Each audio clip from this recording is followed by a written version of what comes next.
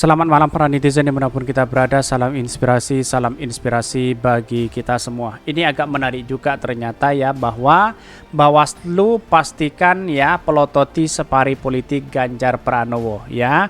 Kalau memang menggunakan fasilitas negara, terus kemudian menjadi gubernur aktif, kenapa kok tidak kok tidak sama mengatakan tidak etis begitu kan? Kok hanya kepada Anies Baswedan begitu ya? Jangan-jangan ya Bawaslu hanya untuk Anies Baswedan. Kan begitu logika kita begitu. Jadi artinya apa? Walaupun ya peletoti sebagai apapun begitu ya, tapi kalau tidak ditindak sebaik mungkin, misalnya ada orang-orang tertentu misalnya, ya ngapain juga begitu ya dipelototi seperti itu begitu ya. Jadi ya diawasi itu sebenarnya baik begitu kan ya. Apakah Pak Ganjar selama ini ya rentan sekali begitu kan? Apakah dia menggunakan fasilitas negara, menjadi gubernur aktif di situ, punya tanggung jawab luar biasa kan begitu logikanya begitu kan, sana sini begitu ya. Ini yang seharusnya tahu begitu di situ dalam kondisi apapun begitu ya. Kenapa kok tidak ada teguran sama sekali? Kenapa kok hanya kepada Anies Baswedan kan begitu? Padahal Anies Baswedan tidak menggunakan uang negara, tidak menggunakan fasilitas negara dan sebagainya begitu ya, menjadi rakyat biasa padahal Anies Baswedan begitu. Tetapi mari kita baca terlebih dahulu komentar-komentar netizen seperti ini.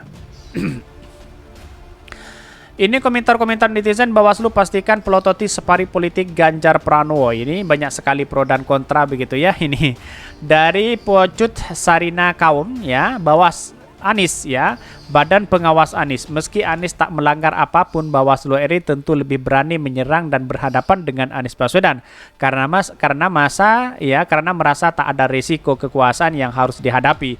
Pertandingan belum digelar ya, sang wasit sudah menunjukkan pihak posisi yang mana berposisi. Betul sekali begitu. Tidak selamanya pejabat Anda itu berada di Bawaslu begitu ya.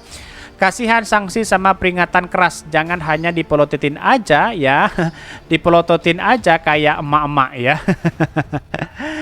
Dari kapan tahu ini warawiri, padahal gubernur aktif baru sekarang mau dipelototi. Kemarin bahkan naik pesawat kepresidenan buat urusan internal partai.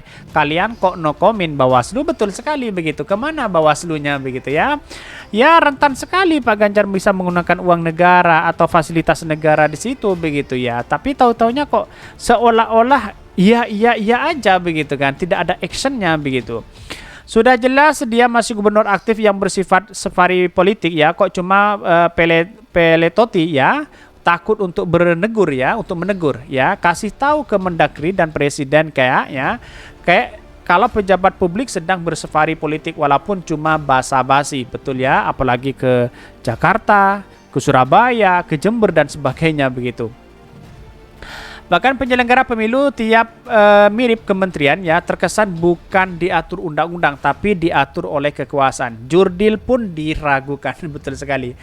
Haha, tetangga gua orang Jawa Tengah banyak banget ya. Asal gue tanya di Jawa Tengah emang susah kerjaan dan usaha ya. Jawabannya iya mas, ada kerjaan ya, gajinya kecil dan usaha nggak bisa maju-maju. Nah, harus Ganjar itu sukses di Jawa Tengah. Sukses apa coba? Warga Jawa Tengah aja pada merantau. Ya banyak sekali pro dan kontra hari ini begitu kan. Ya apa prestasi Pak Ganjar? Kan begitu logikanya begitu ya. Ganjar ini statusnya masih pejabat publik, jadi sangat mungkin separi politik dari ya dia sebagai capres ya, menggunakan fasilitas negara. Betul begitu ya, banyak sekali pro dan kontra di sini begitu ya. Tetapi mari kita baca ya terlebih dahulu ya komentar-komentar netizen ya seperti ini. Ini komentar-komentar netizen sekali, banyak pro dan kontra begitu ya. Bawaslu ya pastikan peletoti safari politik Ganjar Pranowo ya. Ya percuma aja diawasi tapi tidak ditindak begitu ya. Ketua Bawaslu RI Rahmat Bagja menyampaikan bahwa pihaknya telah mengawasi safari politik yang dilakukan Gubernur Jawa Tengah Ganjar Pranowo di beberapa daerah di Jawa Timur pada hari Sabtu dan Minggu. Bawaslu tetap melaksanakan pengawasan terhadap safari politik Ganjar. Pengawasan tetap jalan apakah kemudian yang bersangkutan menggunakan fasilitas negara atau tidak, kata Bagjan kepada wartawan. Nah, itulah yang menjadi pertanyaan hari ini begitu ya. Anies Baswedan saja ya bukan pejabat publik, terus kemudian orang biasa begitu ya, ya ngapain dia tidak menggunakan uang negara dan sebagainya begitu ya. Wajar karena memang itu rakyat kecil begitu. Bagaimana dengan menteri begitu ya, dengan para gubernur yang ingin menjadi calon presiden itu ya, gentle itu ya ketika dia mengundurkan diri begitu ya. Bahkan usai pengawasan terhadap bakal calon presiden yang diusung oleh PDP Perjuangan pada Pilpres 2024 itu dilakukan, lanjut dia Bawaslu akan menyampaikan hasil pengawasan tersebut kepada masyarakat.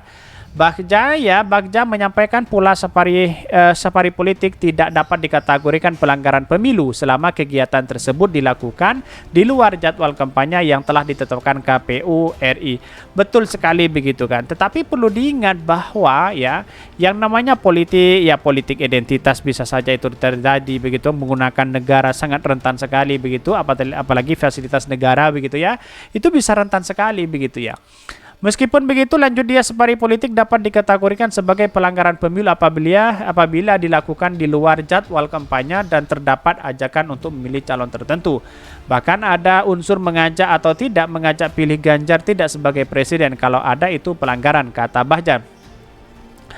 Bahkan berdasarkan jadwal yang telah ditetapkan Komisi Pemilihan Umum ya KPU RI pendaftaran bakal calon presiden dan wakil presiden dijadwalkan dimulai 19 Oktober sampai dengan 25 November.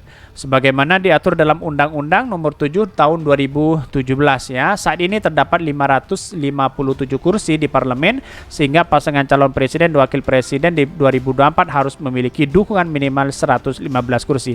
Artinya kalau kita melihat ini, apakah Pak Ganjar menggunakan fasilitas negara? Kan itu pertanyaannya hari ini begitu ya. Kalau memang dia menggunakan fasilitas negara, uang negara dan sebagainya, wah ini kacau begitu. Ini sangat rentan sekali karena masih Pak Ganjar itu masih menjadi gubernur di situ begitu. Ya kebetulan dia mengundurkan diri misalnya, terus kemudian tidak lagi masuk di pemerintahan begitu ya. Seperti Pak Prabowo kabarnya akan meninggalkan ya pemerintahan itu begitu ya. Jadi wajarlah ini harus gentle, harus mundur begitu dari jabatannya kalau memang dia berani. Kan kira-kira seperti itu begitu ya.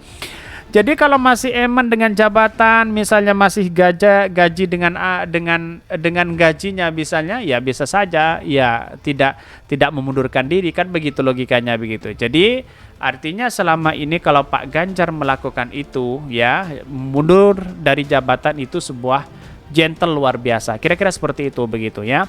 Oke, mungkin itu yang kami sampaikan ya. Tonton terus channel Khodari Podcast Rakyat ini karena ada berita-berita menarik dan viral setiap harinya. Salam para netizen, salam inspirasi bagi kita semua. Jangan lupa di subscribe channel YouTube Khodari Podcast Rakyat ini.